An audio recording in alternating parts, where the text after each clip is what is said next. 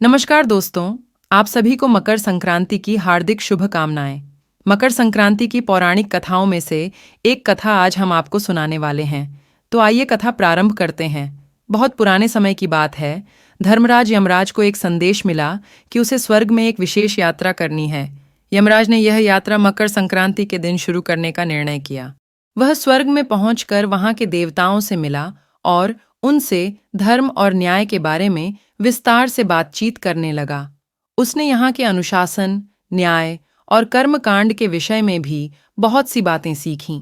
यह सब देवताएं और यमराज के बीच एक बड़े धार्मिक सम्मेलन का संचार हुआ।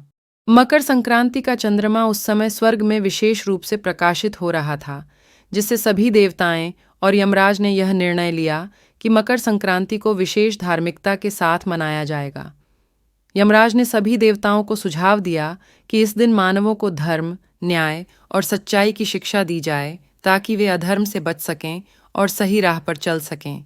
इस दिन को उत्सव और धार्मिकता के साथ मनाने का प्रसार किया गया और यह दिन से ही मकर संक्रांति को एक महत्वपूर्ण धार्मिक पर्व के रूप में माना जाने लगा। इस प्रकार धर्मराज के संदेश के आधार पर मकर संक्रांति का उत्सव और धार्मिकता के साथ मनाना आज भी जारी है, जिससे लोग धार्मिक मूल्यों का समर्पण करते हैं और अधर्म से बचने का संकल्प लेते हैं।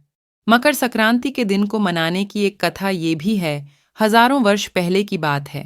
गोकुल नामक गांव में भगवान श्री कृष्ण बचपन में व्रजवासियों के साथ रह रहे थे। एक दिन गोपियां श्री कृष्ण से पूछने लगीं, कृष्ण, हम आपके साथ रहते हैं, परंतु आप हमें दूर दूर क्यों भेज देते हैं? हमें आपसे मिलना है। इस पर श्री कृष्ण ने मुस्कुराते हुए उत्तर दिया, मेरे प्यारे गोपियों, मैं तो आपसे हमेशा मिलता हूँ। तुम्हारी इच्छा पूर्ण करने के लिए मैं यहाँ हूँ। गोपियाँ मुस्कान में लिपटकर बोलीं, कृष्ण, हम तुम्हें दूर नहीं जाने देंगी। हम सभी मिलकर सूरज की पूजा करेंगे ताकि हमें सदैव तुम्हारी स्मृति रहे। श्री कृष्ण ने उनकी इच्छा को सुना और सभी गोपियों को साथ लेकर वह गांव से बाहर के मैदान में पहुंचे। सभी ने सुंदर सुंदर पतंग उड़ाने का आयोजन किया और सूरज की पूजा के लिए समर्पित हो गए। उस दिन सूरज ने अपना उत्तरायण प्रारंभ किया और गोपियां ने खुशी खुशी सूरज की पूजा की। उन्होंने श्री कृष्ण की मुद्रित पतंगों को उड़ाने का आनंद लिया और सूर्यदेव की पूजा के साथ ही गर्मी के उपयोगी सर्दी आरंभ होती है।